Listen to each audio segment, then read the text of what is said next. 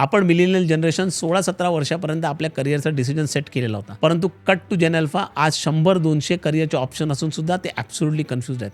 मग आपल्याला कुठेतरी वाटतं की आपण ॲब्सोल्युटली क्लिअर होतो आणि आत्ताची जनरेशन कन्फ्युज्ड आहे. बरोबर? चला आज हा प्रॉब्लेम सॉल्व्ह करूया.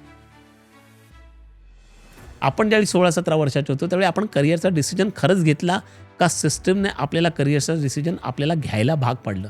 कारण आपल्यावेळी सिंपल होतं, 4-5 करिअर होते, मार्क्स जसे मिळतील तशा प्रकारे करिअर, म्हणजे जास्त मार्क मिळाले सायन्स, त्याच्यानंतर कॉमर्स, त्याच्यानंतर आर्ट्स, विषय संपला आणि एक करिअर घेतल्यानंतर पुढचे 20-30 वर्ष तेच करिअर आपल्याला करायचं आहे, अशा प्रकारची साधारणपणे समाजाची धारणा. परंतु आत्ताच्या जनरेशनकडे बरेच ऑप्शन्स आहेत आणि बरेच ऑप्शन्स अजूनही तयार होत आहेत प्रत्येक दिवसाकडे.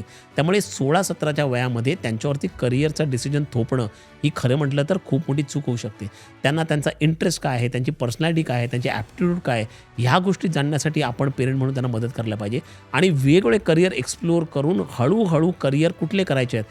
बरं, हे करिअर करताना एकच करिअर नाही तर तुम्ही आयुष्यामध्ये मल्टिपल करिअर्स करू शकता, अशा प्रकारचा कॉन्फिडन्स त्यांच्यामध्ये निर्माण करणं अत्यंत गरजेचं आहे. या गोष्टी जर का आपण पेरेंट म्हणून करू शकलो तर आपण खऱ्या अर्थाने भविष्यासाठी जेन अल्फाला तयार करू शकतो.